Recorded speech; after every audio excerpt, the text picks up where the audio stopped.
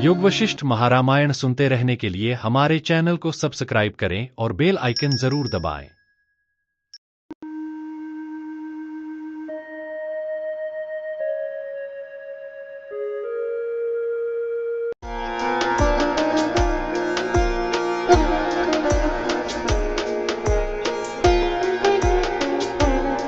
पिछले सर्ग 9 में हमने जाना, सिद्धों के दिव्य गीत सुनकर जनक का मन गहन संदेह और चिंता में डूब गया। चुपचाप घर लौटते हुए उन्होंने बाहरी वैभव और सुखों की क्षणभंगुरता अनुभव की। महल की ऊंची बालकोनी से उड़ते पक्षियों को निहार कर जनक ने मनुष्यों की व्यर्थ भागदौड़ पर विचार किया।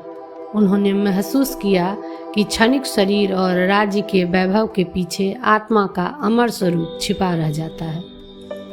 जनक ने इस संसार को एक जादूगर की चाल माना। भय और वासनाओं की वेगपूर्ण दौड़ ने उन्हें जीवन की पीड़ा और अस्थिरता का बोध कराया। उन्होंने जाना कि शरीर और इंद्रियां केवल मन की कल्पना है, जिन पर भरोसा आत्मवंचना है। अंततः उन्होंने विवेक की सुई से अपने मन को पिरोने और आत्म नियंत्रण के मार्ग पर चलने का संकल्प लिया। इस जागरण के साथ जनक ने ध्यान और आत्मज्ञान की ओर अपना दृढ़ कदम बढ़ाया। ये थे भावार्थ सर्ग 9 के, और अब आइए विस्तार से जानते हैं सर्ग 10 को। उपशम प्रकरण सर्ग 10। माध्याह्न काल के कृत्यों में प्रवृत्त होने के लिए द्वारपाल द्वारा प्रार्थना करने पर भी राजा जनक का मौन होकर विचार करना। श्री वशिष्ठ जी ने कहा, हे श्री रामचंद्र जी, पूर्वोक्त प्रकार से विचार कर रहे राजा जनक के सामने जैसे सूर्य के रथ के आगे अरुण प्रवेश करते हैं, वैसे ही प्रधान द्वारपाल ने प्रवेश किया। प्रतिहार ने कहा, हे देव, आपके भुजारूपी स्तंभ पर समस्त पृथ्वी का भार स्थित है। आप उठिए, राजधर्म के योग्य व्यवहारों का संपादन कीजिए। फूल, कपूर और कुमकुम से, केसर से मिश्रित जल के घड़ों से युक्त ये स्त्रियां मूर्तिमती नदियों की भांति सज धज कर स्नान भूमि में खड़ी हैं। जहाँ पर कमल और श्वेत कमल के वन में भौरे घूम रहे हैं, एवं कमल से युक्त कमल के नाल की रस्सियों से जहाँ पर सामियाने सजाए गए हैं, ऐसी बनाई गई ये कमल युक्त तालाब की नीर भूमियाँ स्नान के समय में स्वागत करने वाले लोगों के चामर, रथ, हाथी और घोड़ों के सहित छत्रों से प्रपूरित हैं। इससे ये तीर भूमियाँ हंस, सारस, नक्र, कमल आदि से युक्त कमलिनी के अर्थात कमल से युक्त तालाब के तुल्य है। यह अर्थतः प्रतीत होता है। ये देवताओं के पूजा गृह सब पुष्पों और आप्त चाकरों से पूर्ण एवं पकवान और जौ के अंकुर आदि औषधियों से अलंकृत प्रांत भोगों से सजाए गए हैं। हे देव, स्नान के समय अघमर्षण मंत्रों का जप करने वाले अतएव दक्षिणा के योग्य ब्राह्मण लोग जो स्नान कर चुके और पवित्र हस्त हैं, वे आपकी प्रतीक्षा कर रहे हैं।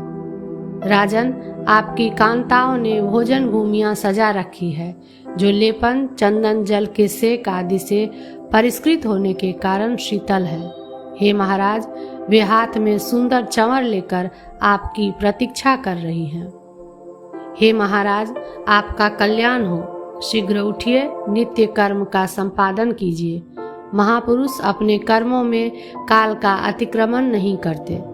प्रतिहार के इस तरह कहने पर भी राजा जनक वैसे ही विचित्र संसार की स्थिति का चिंतन करते रहे। सुखकर रूप से स्थित यह राज्य कितना है, यानी कुछ भी नहीं। क्षण मात्र में नष्ट होने वाले इस राज्य से मेरा कोई प्रयोजन नहीं है।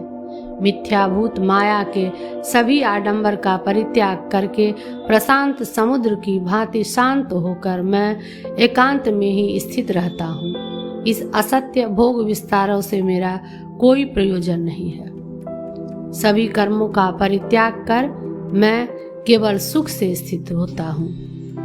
हे चित्त, तुम इस भोगाभ्यास रूपी दुर्भ्रम से सुखलव के आस्वाद की जो चातुरता है उसका जन्म, वृद्धावस्था एवं जड़ता के समूह रूपी कीचड़ की शांति के लिए त्याग कर दो। हे चित्त, तुम विषयाभिलाषा, उनके लिए उद्योग, उनके उपभोग और उनके स्मरण आदि रूप जिन जिन अपनी अवस्थाओं में सुखलव के आस्वाद की भ्रांति अथवा उत्साह देखते हो, तुम उन्हीं अवस्थाओं से संपादित परम दुख को प्राप्त होगे।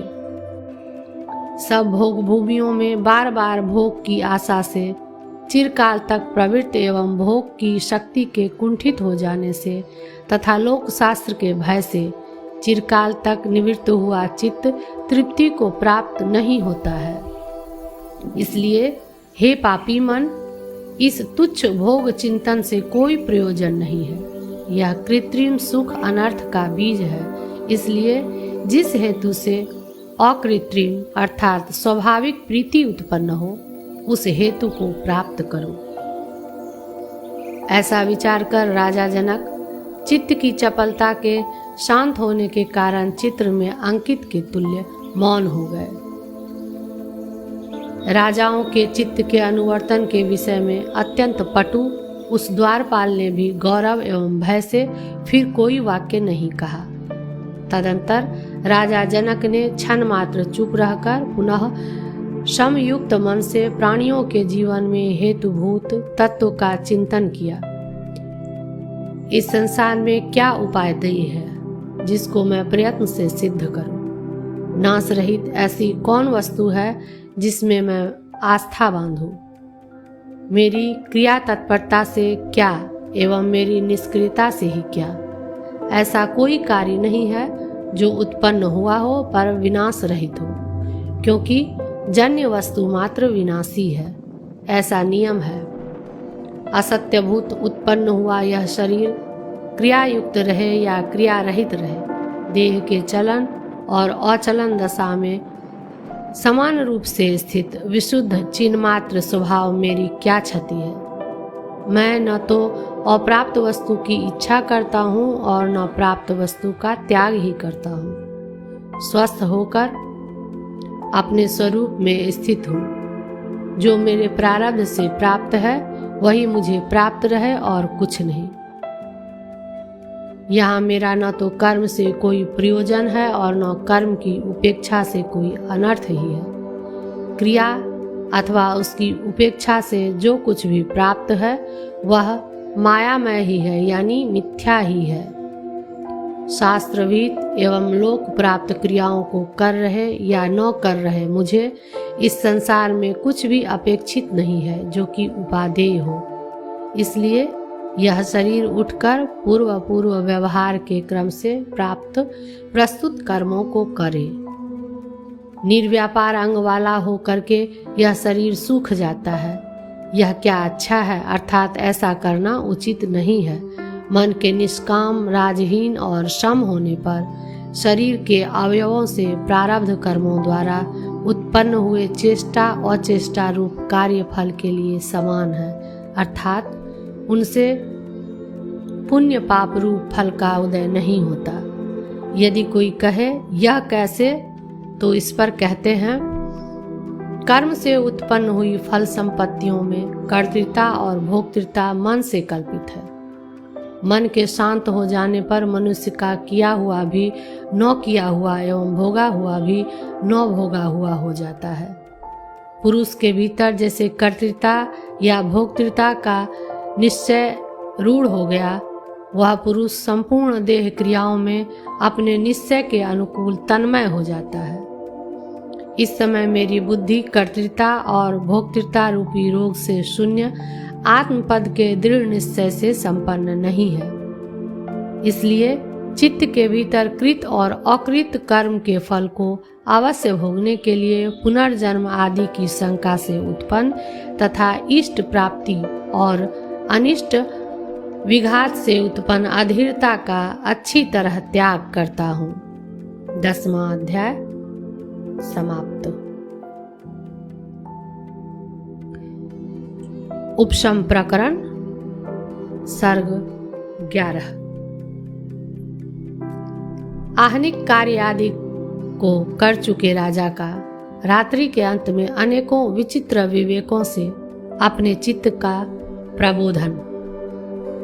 श्री वशिष्ठ जी ने कहा, हे श्री रामचंद्र जी, पूर्वोक्त रीति से विचार कर राजा जनक जैसे सूर्य दिवस का संपादन करने के लिए उठते हैं, वैसे ही कर्तृत्व भोक्तृत्वाभिमान रूप आसक्ति से रहित होकर यथा प्राप्त क्रिया का संपादन करने के लिए उठे। यह मेरा इष्ट है, यह मेरा अनिष्ट है। इस कल्पना में निमित्त भूत वासनाओं का स्वयं चित्त से त्याग कर उन्होंने जागृत अवस्था में ही सुसुप्त के समान, कारण कि स्थूल सूक्ष्म देह का अभिमान न होने पर जागृत और सुसुप्ति में कोई भेद नहीं रहता, यथा प्राप्त कर्म किया। देवता ब्राह्मण आदि पूजनीय लोगों का पूजा दान आदि द्वारा सम्मान कर उस दिन का कार्य पूरा करके उसी ध्यान लीला से उन्होंने अकेले रात बिताई। मन को जिसका विषय भ्रम निवृत्त हो गया था समाहित करके रात्रि व्यतीत होने पर उन्होंने अपने चित्त को इस प्रकार समझाया, हे चंचल चित्त, संसार तुम्हारे आत्मा के सुख के लिए नहीं है। तुम शांति को प्राप्त हो। शांति से विक्षेप रहित सारभूत आत्म सुख प्राप्त होता है। जैसे जैसे तुम विविध विकल्पों का संकल्प करते हो, वैसे वैसे तुम्हारे चिंतन से यह संसार अनायास वृद्धि को प्राप्त होता है। जैसे वृक्ष जल से सैकड़ों शाखा वाला हो जाता है, वैसे ही हे शठ, तुम भी भोग की इच्छा से असंख्य व्यथाओं से युक्त होते हो। चूंकि जन्म तथा संसार सृष्टियां विषय चिंताओं के विकल्प से उदित हैं, इसीलिए तुम विविध चिंताओं का त्याग कर उपशम को प्राप्त हो। हे सुंदर, इस चंचल संसार सृष्टि और शांति सुख को तराजू में रखकर अपनी बुद्धि से कौन सारभूत है इसकी परीक्षा करो। यदि तुम्हें संसार सृष्टि में सार प्रतीत हो तो इसी संसार सृष्टि का अवलंबन करो। चूंकि यह संसार सृष्टि असार है, इसलिए तुम इसमें आदर का त्याग कर यह सार रहित दृश्य दर्शन योग्य है, इस प्रकार की दर्शन लालसा से प्रिय का ग्रहण मत करो और अप्रिय का यह दर्शन के अयोग्य है यूं द्वेष से त्याग न करो। किंतु प्रिय और अप्रिय दोनों के साक्षी एकमात्र आत्मा की इच्छा से आत्मकाम होकर इच्छा पूर्वक विहार करो। पहले अविद्यमान यह दृश्य सुख दुख के साधन रूप से उदित हो अथवा इस समय विद्यमान यह नष्ट हो, किंतु हे साधो, तुम इसके उदय और नाश से उदय नाश प्रयुक्त हर्ष विषाद रूप विषमता को प्राप्त मत हो। यदि कोई शंका करे कि दृश्य का संबंध रहते उससे होने वाले वैषम्य का त्याग कैसे हो सकता है, तो इस पर कहते हैं, वत्स, तुम्हारा दृश्य वस्तु के साथ तनिक भी संबंध नहीं है। जिसका स्वरूप विद्यमान नहीं है, ऐसे असद रूप दृश्य से सदरूप तुम्हारा संबंध ही कौन है। हे मन, तुम असत हो और यह दृश्य भी सत नहीं है, इसलिए दोनों के ही वंध्या पुत्र और आकाश पुष्प के समान असत होने पर निस्वरूप स्थिति वालों का संबंध ऐसी उक्ति अपूर्व विस्मयकारिणी ही है। यदि कहते हो मैं असत नहीं हूँ, सत्य आत्मा ही मैं हूँ, दृश्य ही असत है, तो भी दोनों का संबंध नहीं बन सकता। हे सुंदर, यदि यह दृश्य असत है और तुम सत्य हो तो भला बतलाओ तो सही, सद सद रूप सदामृत और जीवितों का संबंध कैसे हो सकता है। दोनों सत ही है, कोई भी असत नहीं है। इसमें भी कभी इष्ट का वियोग न होने से हर्ष तथा विषाद का अवसर नहीं है, ऐसा कहते हैं। हे चित्त, तुम और दृश्य दोनों ही यदि सन्मय और सदा रहने वाले हो तो हर्ष और विषाद का विस्तार ही कहाँ है। इसलिए तुम महान विषाद का त्याग करो आत्मस्वरूप स्थिति में उत्साह को समाधि के अभ्यास से जगाओ। वह मौन होकर स्थित है। विक्षेप रूप सागर में आविष्ट हुई इस अमंगलमय स्थिति का त्याग करो। उत्सवों में लोगों के कौतुक के लिए बारूद आदि से बने हुए कंदुकाकार अलात यंत्र के अर्थात अनार यानी एक प्रकार की आतिशबाजी के समान व्यर्थ अपने आप जल रहे हो। तुम मोह रूपी मल को प्राप्त होकर हे सन्मते मंदता को प्राप्त मत हो। इस दृश्य वर्ग में जिसके प्राप्त होने से तुम परम परिपूर्णता को प्राप्त हो जाओ, ऐसी कोई भी उन्नत उत्तम वस्तु नहीं है। इसलिए अभ्यास और वैराग्य के बल से अति धीरता का अवलंबन कर हे शठ मन तुम चंचलता का त्याग करो। 11वां सर्ग समाप्त। सर्ग 12 उपशम प्रकरण। राजा जनक की जीवन मुक्ति रूप से स्थिति का और विचार तथा प्रज्ञा के विचित्र महात्म्य का विस्तार से वर्णन। श्री वशिष्ठ जी ने कहा, हे वत्स, वहां अपने राज्य में इस प्रकार विचार कर रहे धीरमती राजा जनक ने सब राज कार्य किए, किंतु उन्हें पहले के समान अहंता ममता से मोह नहीं हुआ। उनका मन कहीं हर्ष स्थानों में उल्लास को प्राप्त नहीं हुआ, केवल सुसुप्ति के समान निर्विक्षेप रूप से सदा स्थित रहा। तब से लेकर उन्होंने न तो दृश्य का ग्रहण ही किया अथवा न त्याग ही किया, केवल तत्काल में उपस्थित दृश्य में वह निशंक होकर स्थित रहे। जैसे धूलि से प्राप्त कलंक से आकाश कलंक को प्राप्त नहीं होता, वैसे ही निरंतर विचार वाले राजा जनक ने अनादि स्वभाव प्राप्त रजोगुण से उदित अहं मम अभिमान रूप कलंक पुनः प्राप्त किया ही नहीं। इस प्रकार आत्मविवेक के अनुसंधान से राजा जनक का अपरिच्छिन्न ब्रह्माकार सम्यक ज्ञान अत्यंत निर्मल हो गया। जैसे आकाश में सूर्य उदित होते हैं, वैसे ही उनके हृदयाकाश में चिदात्मा उदित हो गया, जिसके प्रकाश विक्षेपों से संपादित रंजना भेदों से रहित है और जो दुखों से शून्य है। अनंत आत्मा वाले सब भूतों के आत्मा के भिज्ञ, उन्होंने सब पदार्थों को चिदात्मा में अध्यस्त अतएव आत्मभूत देखा। वे न तो कहीं पर विशेष रूप से हर्षित हुए और न कहीं पर दुखी हुए। माया के सर्व व्यवहार रूप होने के कारण असंग आत्मा से उसका स्पर्श न देखने से सदा ही वे समचित्त रहे। प्राणियों का सत्कार करने वाले ज्ञानवृद्ध जनक, जिन्होंने लोक में परब्रह्म का ज्ञान प्राप्त कर लिया था, तब से लेकर जीवन मुक्त हो गए। विदेह देशों का राज्य कर रहे लोगों के प्राणों के समान राजा जनक हर्ष और विषाद के अधीन होकर उनसे कभी भी संतप्त नहीं होते थे। मानसिक गुण और दोषों के व्यापार से न तो स्वरूप के तिरोधान रूप अस्त को प्राप्त होते थे और न पुनः स्वरूप के आविर्भाव रूप उदय को प्राप्त होते थे। बाहरी राज्य से उत्पन्न अर्थ और अनर्थों से न तो उन्हें हर्ष होता था और न खेद होता था। कर्म करते हुए भी वे कहीं पर कुछ भी नहीं करते थे। वे निरंतर चित्त के मध्य में सदा स्थित रहते थे। सुसुप्त रूप से स्थित राजा जनक की राग द्वेष आदि सब वासनाएं सब पदार्थों में सर्वथा निवृत्त हो गई थी। वे न तो भविष्य का अनुसंधान करते थे और न अतीत की चिंता करते थे। वर्तमान क्षण का हंसते हुए अनुसरण करते थे। भाव यह है कि वासनावश पूर्वोत्तर का अनुसंधान होता है, उससे पूर्व में अनिष्ट करने वाले पदार्थों से द्वेष होता है और भावी प्रिय के लिए अनुराग होता है। तदंतर प्रवृत्ति होती है। यों सब अनर्थों की प्राप्ति वासना से ही होती है।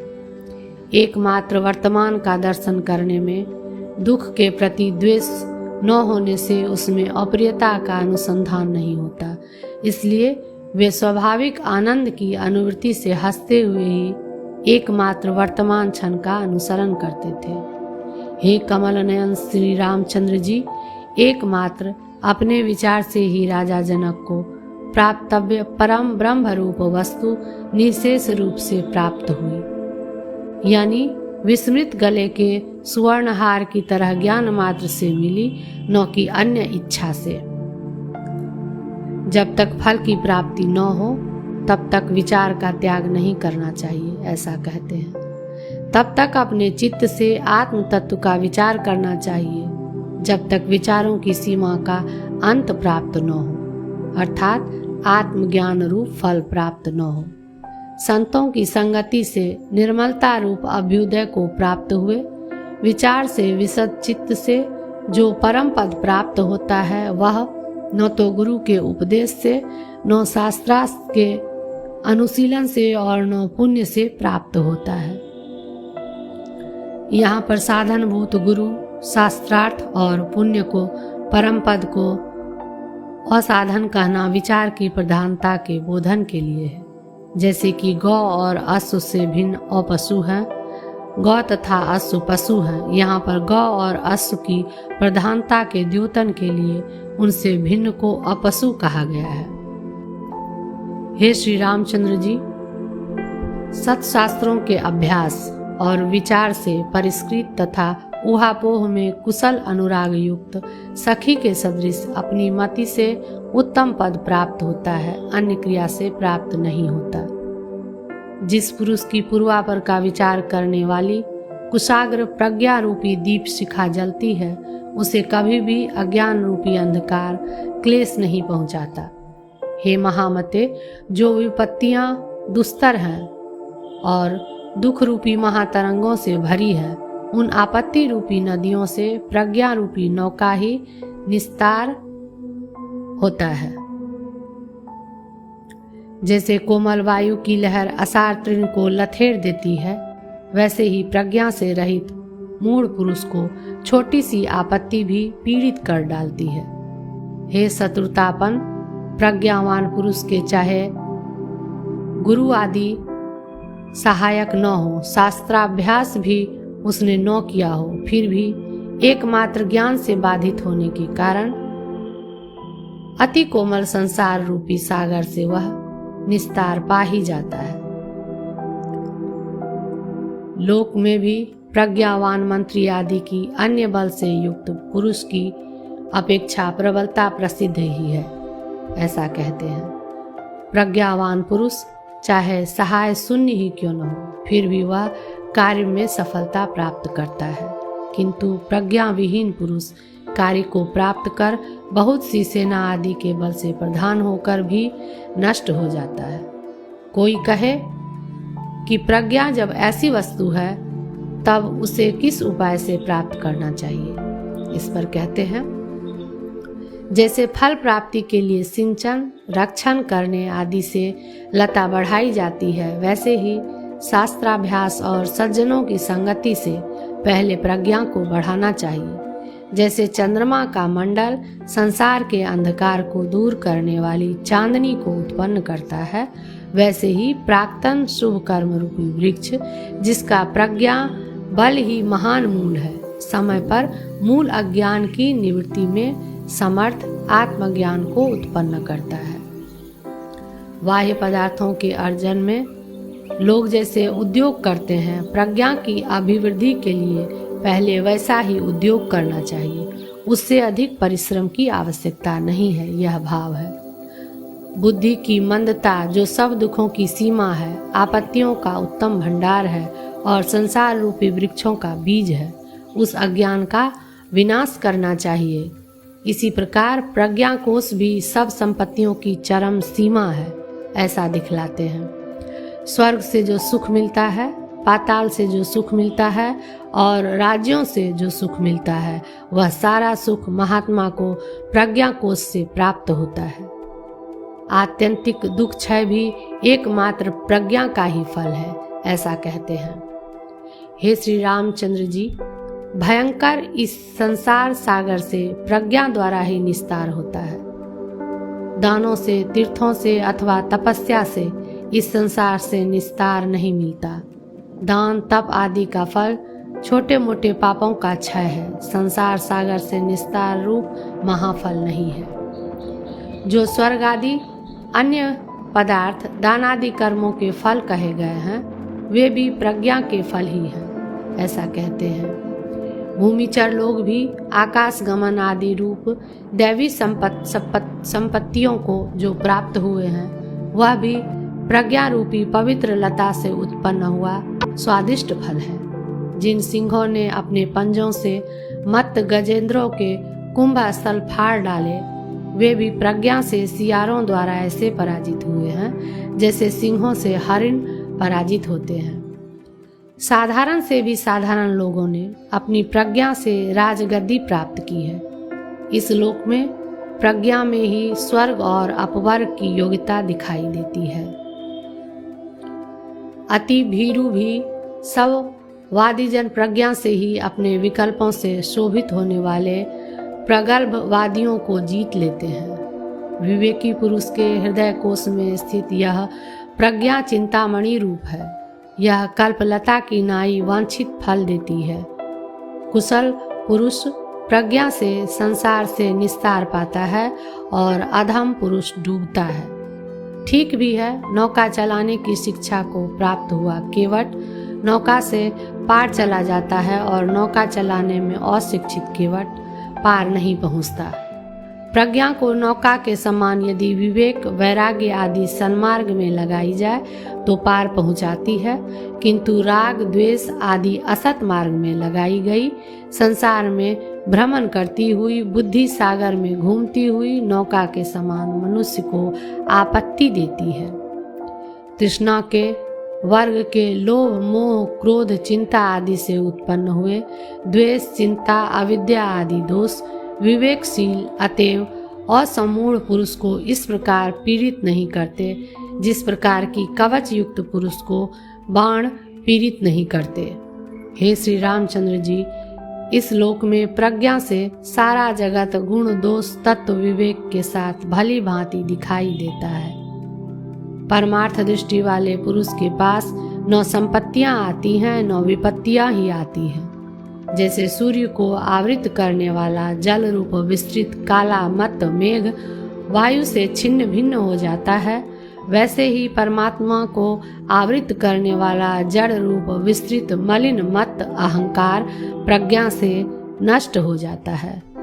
उन्नत अनुपम पद में पहुंचने की इच्छा वाले पुरुष को पहले इस मति का ही क्रमशः विवेक शिक्षा द्वारा शोधन करना चाहिए। धान्य आदि की अभिवृद्धि चाहने वाला कृषक सबसे पहले पृथ्वी को ही जोतता है। 12वां सर्ग समाप्त।